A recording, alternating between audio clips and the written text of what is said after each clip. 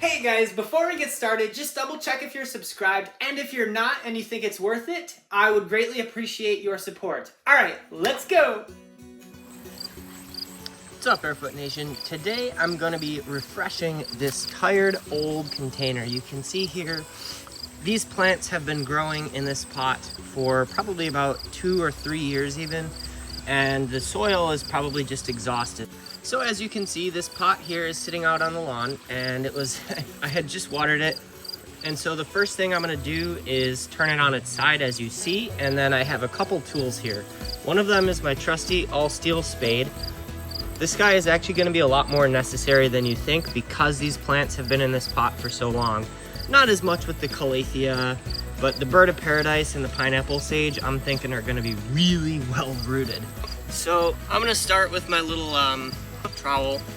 The plants that I think will be easier out first. The goal is to reuse these in maybe this container, maybe some other container, maybe they go into the ground for the rest of the summer. I'm not really sure.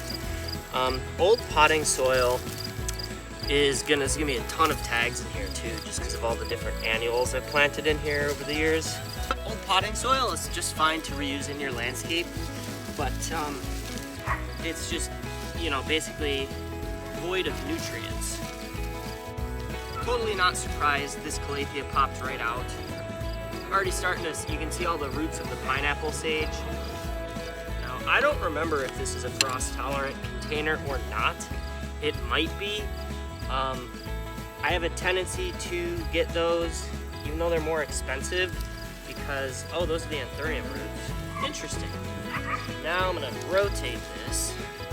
I'm gonna try to tackle the pineapple sage now, and it's just probably gonna pull right just about everything out. Yeah, look at that. So you guys can kind of see what I mean here with this potting media. It's really kind of thick and gluggy, so to speak. I mean, it's decent, but I will not be putting the pineapple sage back in this container. These are very aggressive growers, so this will be, I'll still keep it as a tropical year over year, but it's not gonna be in a container with other plants. I'm gonna just continue to try to work at this and get as much of this potting soil out as possible. All of this potting soil that I'm pulling out, I'm just gonna rake into the lawn. My iPad case, all fucking wet, dirty. I think it's worth mentioning here that, I mean, as far as I'm aware, and probably you as well, this mix looks like just totally fine. I mean, and I watered recently, so that's as far as the wetness goes. And the plant growth is what's really going to determine when this task ought to be done. When you're noticing that your plants really just aren't growing that much, that's a great time to do this either fully or partially. And look at this, you guys. Yeah, this is a good thing to pull it out all the way. Ooh, if you had smell-o-vision, you'll wish you didn't. But just look at these roots. So this is why birds of paradise have a tendency to burst cheap pottery open, or even not cheap pottery, just sometimes in general, they'll just burst your pots right open, and you can see why. I mean, this is just a massive root. So now that I went the full shebang, I'm gonna just get the rest of this media out. Probably should have thought to buy potting soil before I did this, but you know, impulsiveness is cool, right? Sure, we'll go with that. I'm not gonna bother sanitizing this or anything like that. I do tend to sanitize seedling trays before planting, and absolutely keeping your tools sanitized is very important to prevent spread of disease. These fleshy roots, they'll snap really easily. So it's kind of a fine line to know how much disturbance you want to do for the plant, because you do want to get this old mix out, but again, you don't want to stress out the plant too much. So now I'm going to take all of this old potting mix and just leaf rake it all into the lawn, and then I'll catch back up with you after I do that. I've just kind of raked all this old potting soil sort of just far and wide into the lawn. You can see I have a pile of bigger material that won't just get sort of swallowed in easily. It's not really a channel about lawn. It's, you know, kind of my least favorite part of the landscape. I don't know about y'all, but you know you're a serious horticulturist when you have a winter store of potting soil. So I just got this bin filled up recently, and I figure I'm just gonna use it because, you know, it's just gonna sit there until the snow hits the fan, as they say.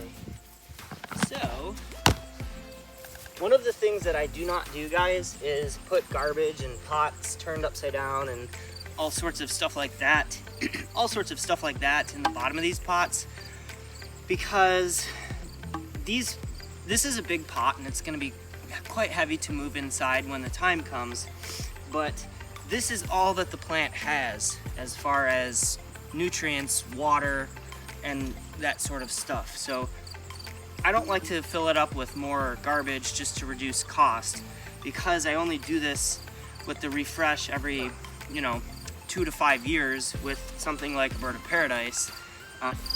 Okay, so as you can see, I just sort of have set the root ball of this plant back on top of its new mix, and because those roots are so fleshy, some of them did get damaged, but the main thing here is I'm just sort of setting the new grade of the plant to be right about here where the paint stops, and this is gonna settle just a little bit. So if you wanna prevent that, you can tamp it down some. I do like to tamp potting soil, but back to the soil tamping thing. Plants are tough and they don't need to have perfect fluffy soil. Potting soil by design is supposed to be aerated and fluffy and easy for roots to go through. So unless you're a production greenhouse that, you know, you're trying to finish plants, you're trying to grow plants as quickly as possible to sell, whole separate conversation in itself. Tamping your potting soil is a good thing. So I have this variegated heliconia that I would like to add in. The only consideration that I have with adding this, something like a heliconia, is birds of paradise are pretty tolerant of cold temperatures. If you want them to bloom, the small type, the Reginae, you want to give them some temps in the 40s consistently. Actually, this cordyline, I forgot the name, ensis, would actually be a perfect partner to go with this bird of paradise in this container. So there's a chance that I regret that in the future, just because they're both sort of filling similar niches and they're planted really close, but there's a chance that it's also spectacular. Look at those new roots. Those are beautiful. Should I do it? What do you guys think? Yay or nay? That'd be 3 trees in a pot. I don't know about that.